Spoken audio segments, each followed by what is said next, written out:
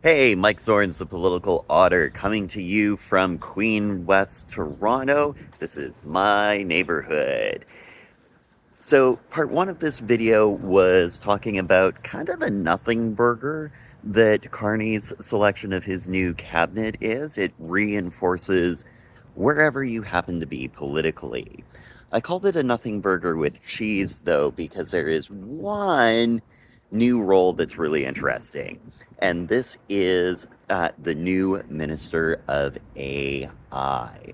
So, we're going to talk a little bit about what we know about the role already. This is something that's going to evolve and change when the mandate letters come out, which I believe is happening a little bit later this week. So, expect a couple of updates.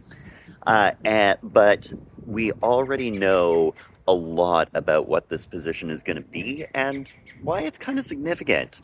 So, let's dive into it.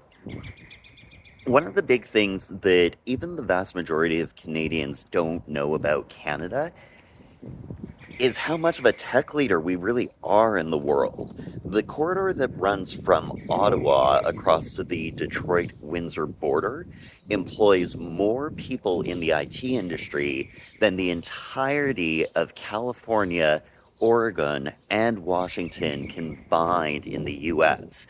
Our tech industry is a bigger employer per capita and per total number of people than what we see in the Silicon Valley and the Pacific Northwest of the US.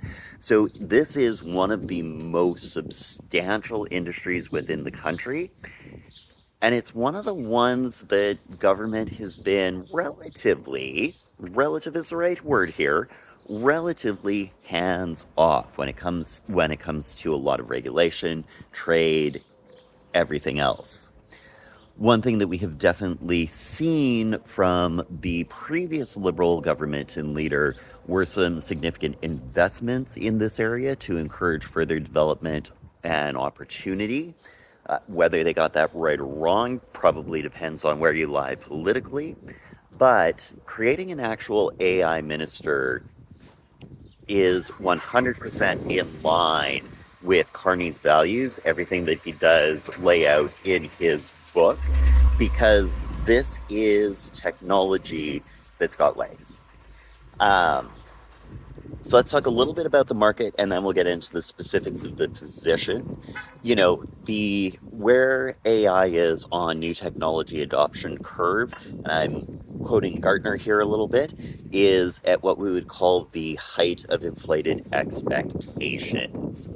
Whenever there's a really interesting new technology that comes out, everybody sings its praises. There's all these promises of a new future that's unimaginable. We get people talking about all of the amazing that it's going to be. A whole giant host of new companies come online. We see an oversaturation in the venture capital market around it, and then it doesn't quite live up to expectations.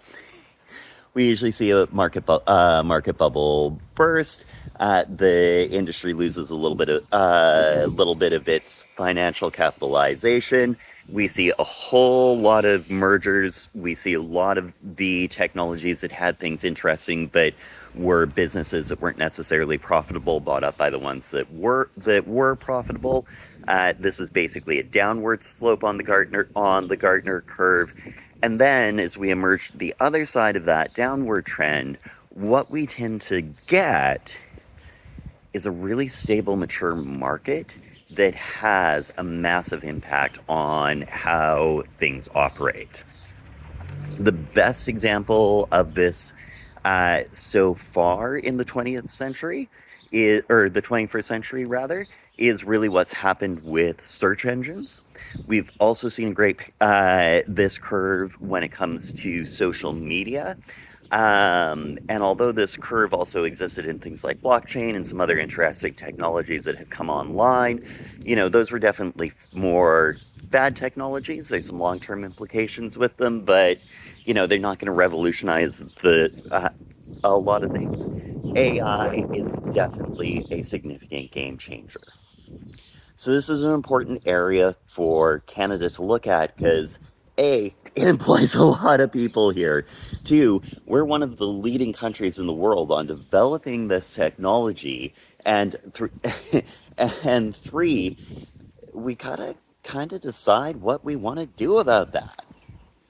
So it's going to be a big mandate. Now, the very first thing that this new minister is going to be focused on and that their department is going to be looking at is adding more AI into government and how government delivers its services. So, a lot of the challenge, and it doesn't matter if we're talking liberal or conservative governments or NDP ones across Canada, both provincial and federal level, have gone down. The demands have increased substantially on those services, but there's not enough people to deliver them, and there haven't been enough budgets to be able to really deal with the employment gap between the amount of skilled labor that is needed to deliver those services and what's actually available in the market. So a lot of where AI is beyond the peak of heightened expectations and has actually hit relatively high levels of maturity are a lot of these what we would call humanized computer tasks. So where humans are doing what is really repetitive, mindless type of work. So there are a lot of areas where the government can probably get some really quick wins with AI here. None of it's going to be flashy or headline making, but it is an area where they can probably really help increase a lot of the efficiencies of the services that are delivered, while at the same time reducing a lot of overhead and cost.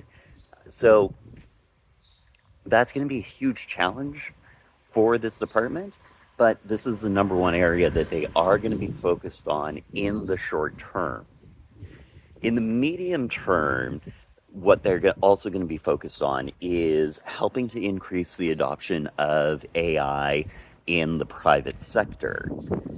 One thing that tends to be true of most Canadian business, when you look at Canadian business as an aggregate, is that we are a little more cautious than our neighbors to the south. We're a little bit slower to adopt things. Once we do, we move forward with all of our force. So AI adoption in Canada has been a little bit slower than in US private industry.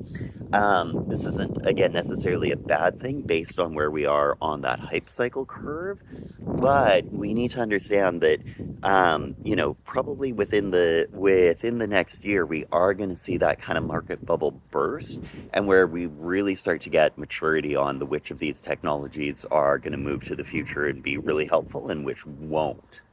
So making sure that private industry has an understanding of that, is incentivized by that, that we've got the right kind of reports going out to help the industries where there's already a high level of maturity.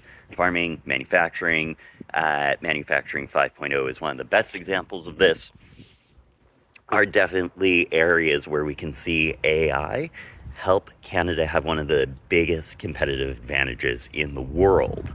So we don't know exactly what they're going to do about that yet, but that's going to be an area I'm going to be continuing to watching very, very close as this government starts to evolve. The third thing that's really important about this is regulation. Um, when it comes to technology regulation, the North America has gotten it wrong more than we've gotten it right, which includes not doing anything at all. So this is going to be the biggest challenge, I think, is actually trying to figure out how we're going to define ethical AI, and want to see that integrated into our systems and our world. The other thing that's going to be a really interesting challenge around this regulation is going to be accountability. We've seen with social media the impacts of being able to be completely anonymous and the problems that creates. We've seen with social media the sort of blurring of the line between free speech and misinformation, or free speech and hate information, or hate speech, I should say, and which is creating some really interesting challenges in our world right now. Whole other rabbit hole I can go down on. So, one of the things that is nice about AI is we're still at one of the really early stages of it. Despite the fact that it's been around for more than a decade already, it's actually a lot older than most of us realize. We're still at a stage where there's a lot of opportunity to figure out what good AI and what bad AI going forward looks like. That's going to take a lot of nuance and a lot of debate and a whole lot of other things to get there. But I'm really glad that we're putting somebody in charge of that, because those are debates and discussions that we have to have. Again, the technology industry is a larger part of the Canadian economy than the US, than it is the US economy. It's going to continue to be one of the most positively impactful things for us. So I like that we've got somebody there. Now the question is, do we have the right guy there with Evan Solomon? Don't know. Carney has not said why he made this particular decision. It's an interesting choice, to say the least. I think we're going to find out very quickly with him if he's up to the task or not. But I'm certainly happy we have someone in place, and I'm really interested to see what he does. Let me know your thoughts. Want to hear from you. How do we feel about the fact that we have a Minister of AI? Do you think that there are particular reasons why Carney made this choice for Evan Solomon in particular? And how do we set him up to do the job right? Because getting this one right is really important to our future.